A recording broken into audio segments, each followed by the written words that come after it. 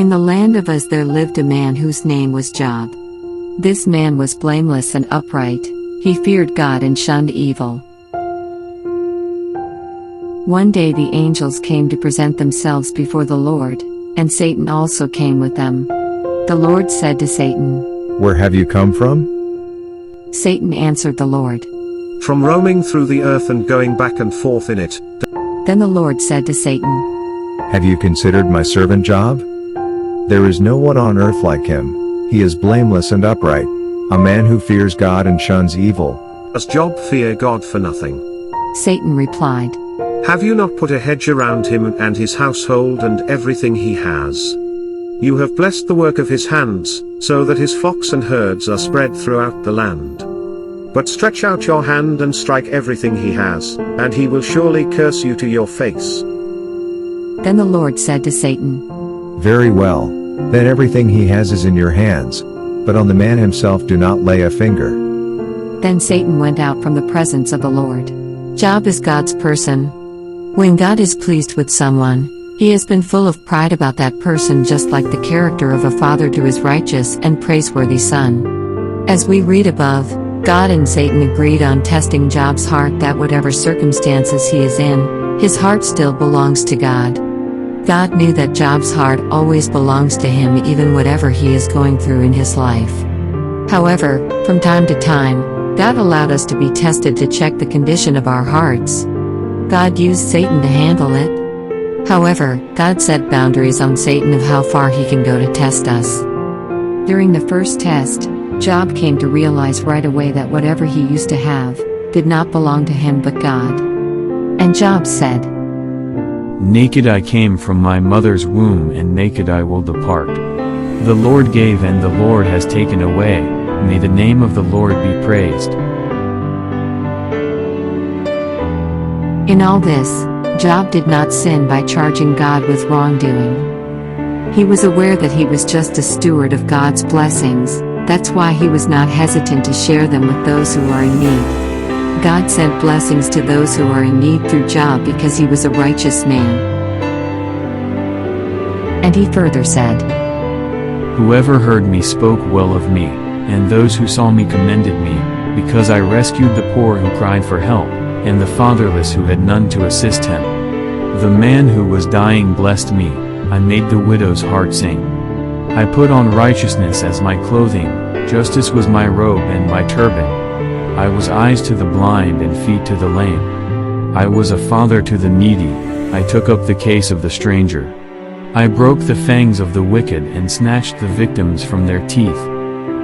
Job remained faithful to God despite all that he had were taken away from him.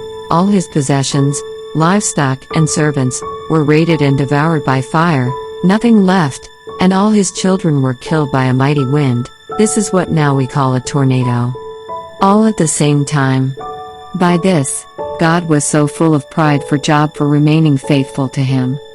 Then, this was his next conversation with Satan.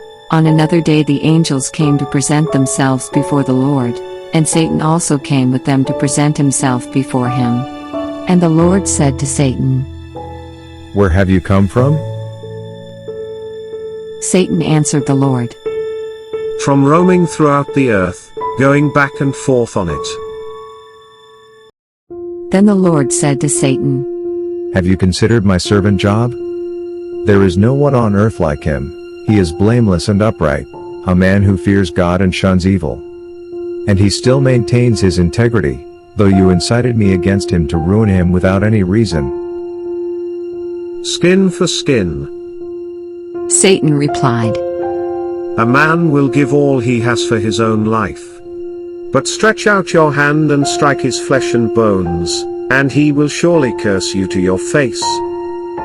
The Lord said to Satan, "Very well.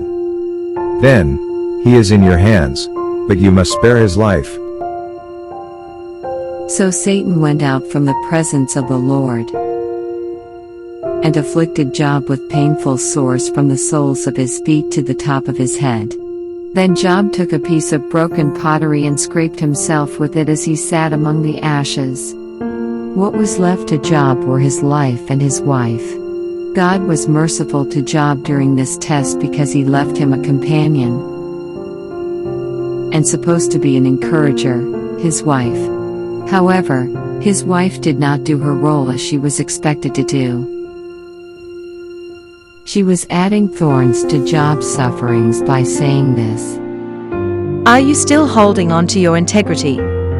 Curse God and die. Job replied, You are talking like a foolish woman. Shall we accept good from God, and not trouble? In all this, Job did not sin in what he said.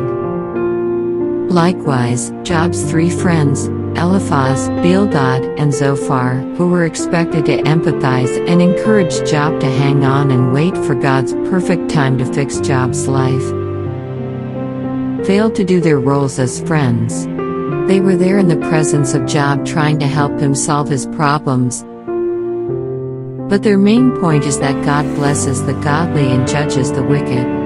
They believed that Job committed sin against God and that's why he experienced all this kind of suffering. Job protested his innocence. He claimed to speak to God and asked him what he has done to go through all these sufferings and pains in life. Job's wife and his friends were not really of help to him. Elihu, their younger friend, became angry with Job for justifying himself rather than God. He was also angry with the 3 friends, because they had found no way to refute Job and yet had condemned him. Elihu's point is that suffering is discipline, or the way God teaches us things.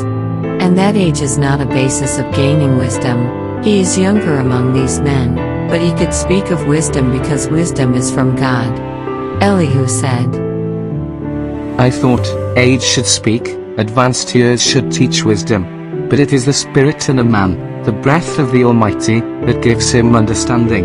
It is not only the old who are wise, not only the aged who understand what is right. It happened to all of us, also especially even to these days. In the case of Job, basing our own experiences, we went through sufferings and pains without any basis.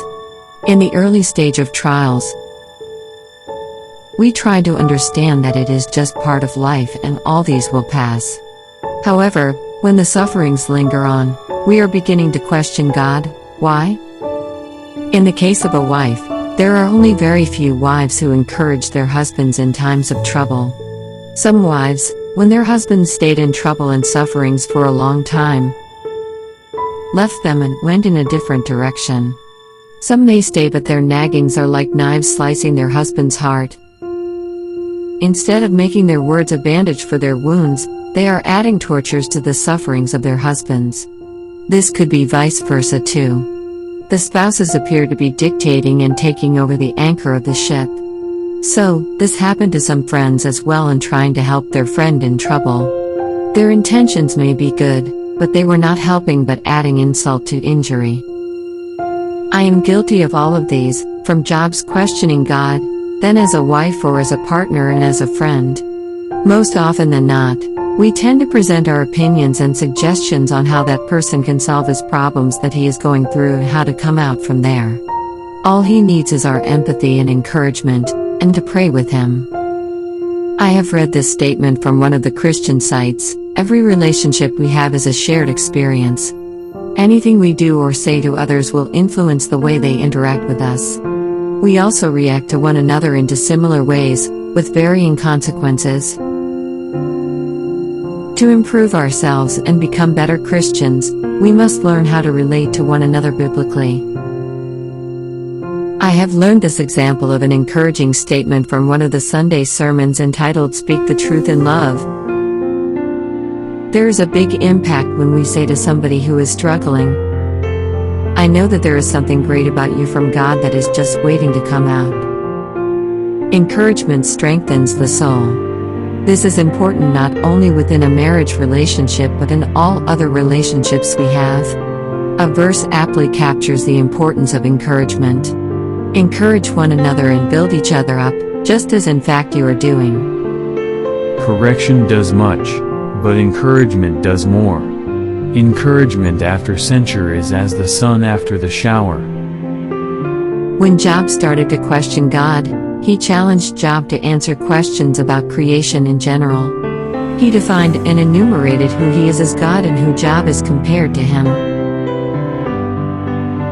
The Lord said to Job, Will the one who contends with the Almighty correct him? Let him who accuses God answer him. Then Job answered the Lord, I am unworthy, how can I reply to you? I put my hand over my mouth.